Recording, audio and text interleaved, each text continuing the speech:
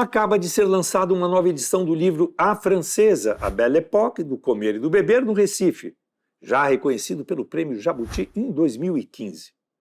O autor, Frederico Toscano, é um recifense formado em gastronomia e doutor em História pela USP e busca, nessa obra, identificar a presença francesa na cultura alimentar do Recife no final do século XIX e no começo do século XX. Manuel Querino, criador da culinária popular baiana, é outro livro, esse escrito pelo sociólogo Carlos Alberto Doria e pelo pesquisador de cultura africana Jefferson Bacelar.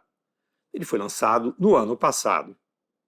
Finalmente, o livro Nordeste, Identidade Comestível, é um livrão dividido em 2 volumes que nasceu de uma expedição que foi do sul da Bahia ao nordeste do Maranhão, feita para conhecer o homem nordestino por meio da sua alimentação.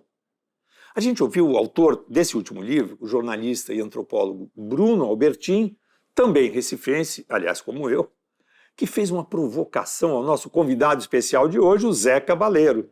A cozinha brasileira, ela de fato começa em Pernambuco, né, porque foi aqui, afinal de contas, né, que o massapê local viabilizou o açúcar, que foi responsável por viabilizar, por sua vez, o projeto colonial português nesta margem do Atlântico.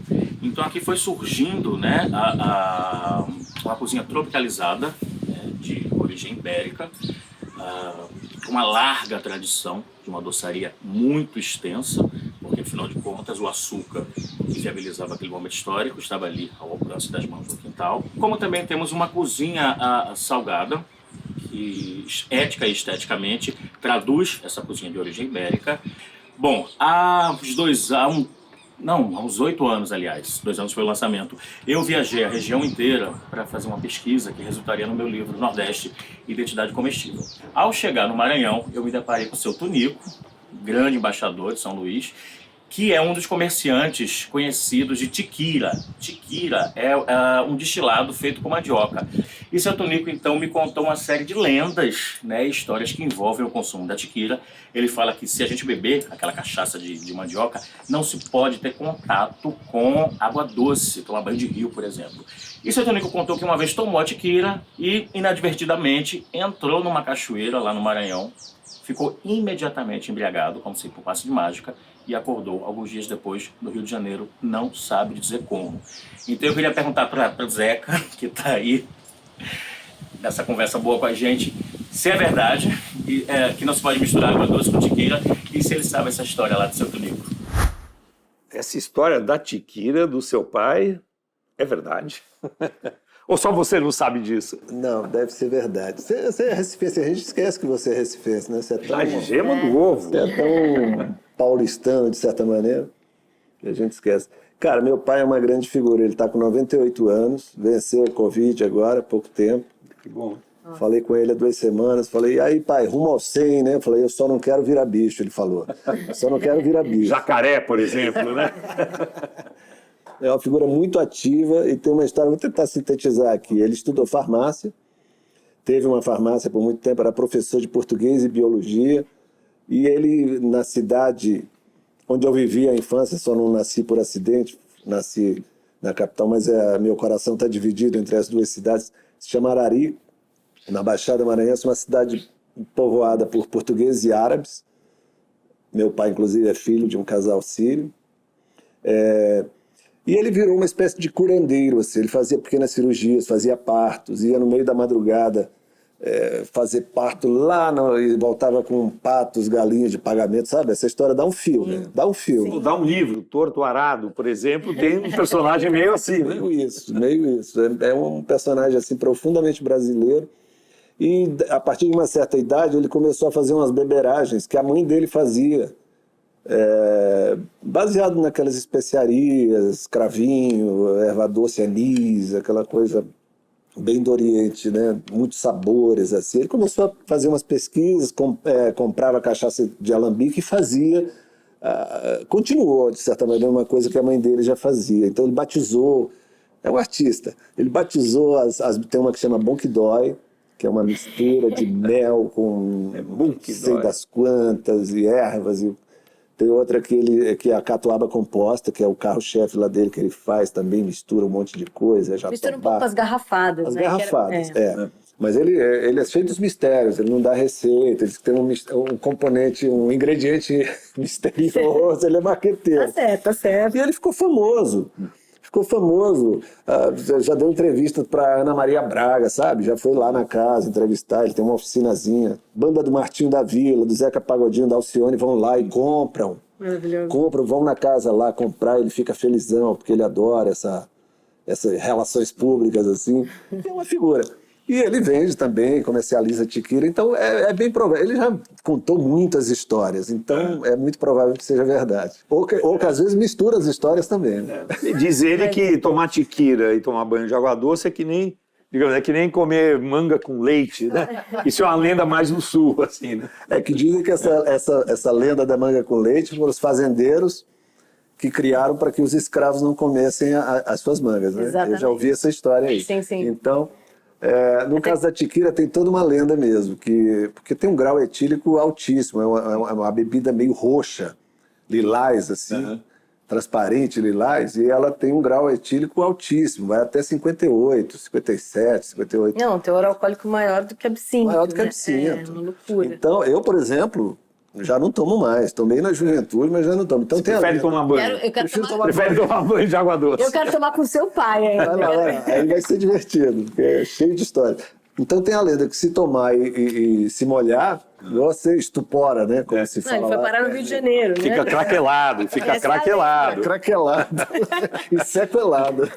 Agora, a gente está falando de livros sobre o Nordeste, tem uma riqueza incrível de paladar e uma riqueza histórica também, que esses livros estão mostrando, né? Sim. Não, o Bruno Albertin, inclusive, ele me ajudou no roteiro de alguns programas do Receita de Viagem, que eu gravei em 2014, pelo sertão, principalmente Pernambuco. Ele é de Recife, né?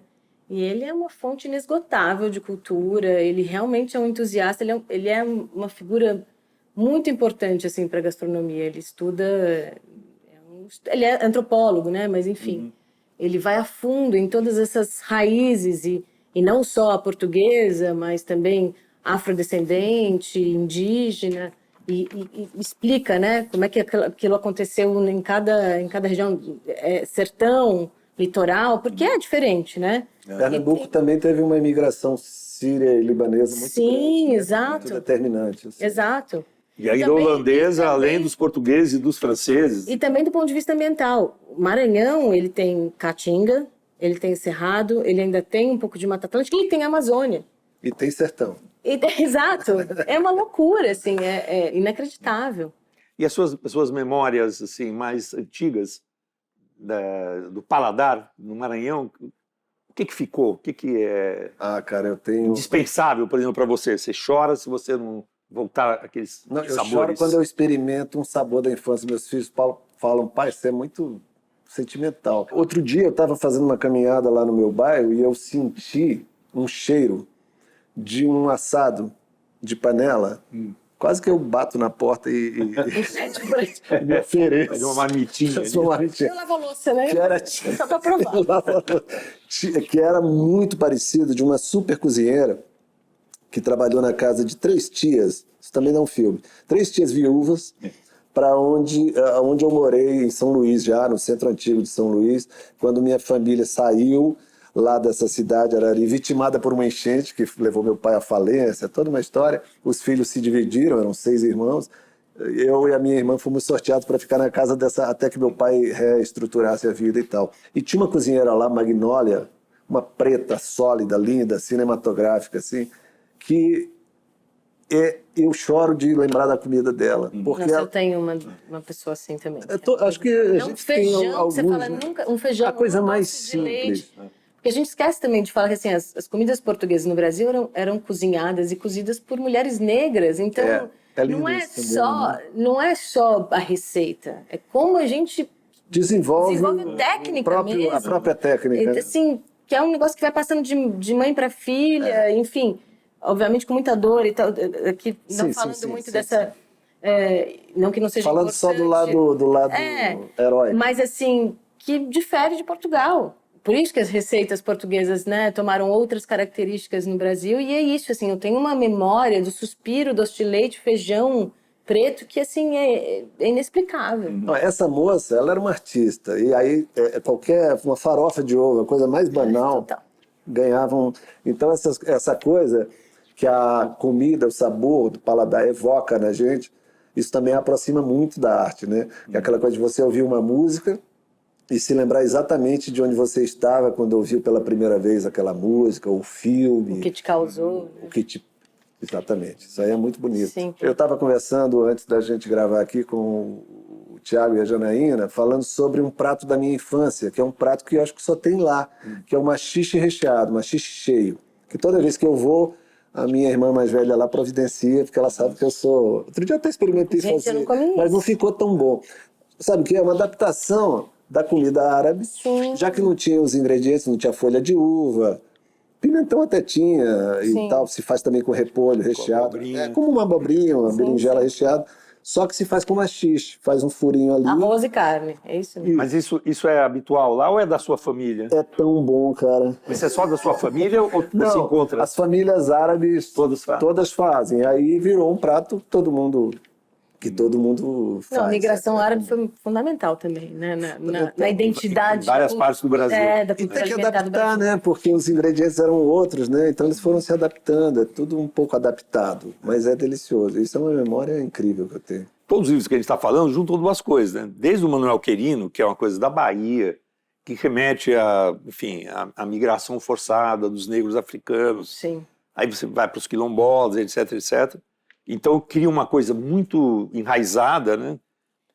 Mas também de um lado sofisticado, né? Que era o lado de uma migração que não foi forçada, de escravizados. Sim. A migração francesa, no caso de Pernambuco, os franceses, os holandeses, os portugueses. Aconteceu na cozinha brasileira um fenômeno semelhante ao que aconteceu na música. Não há nenhuma música, nenhuma culinária tão diversificada como a brasileira no mundo. Não há. Não há, porque é uma mistura Daí você vai nas regiões, você vai em estados de uma mesma região, você vai Maranhão, Piauí, Ceará, já é repertório completamente diferente. Não, e é tão diversificado que é difícil da gente definir mapear, né? qual é a identidade alimentar, a identidade, né, Exatamente. da gastronomia. É muito complexa. É Assim. como a música, até a cubana, que é maravilhosa, a americana, que é deslumbrante, mas em termos de diversidade, de número de manifestações, não tem nada semelhante. Acho que a música a gente poderia talvez aplicar a mesma coisa que eu falo em relação à gastronomia, que me perguntam gastronomia brasileira, eu falo das gastronomias brasileiras, porque Sim. as cozinhas brasileiras, né, são tantas, né, e a música também, né? Sim. Cada região, cada cultura, cada lugar tem uma manifestação artística de música ou de gastronomia. O assunto é inesgotável, a gente vai fazer uma breve interrupção, porque daqui a pouco a gente falou muito de comida, vamos falar de bebida, vamos falar do vinho brasileiro no próximo bloco. Não saia daí.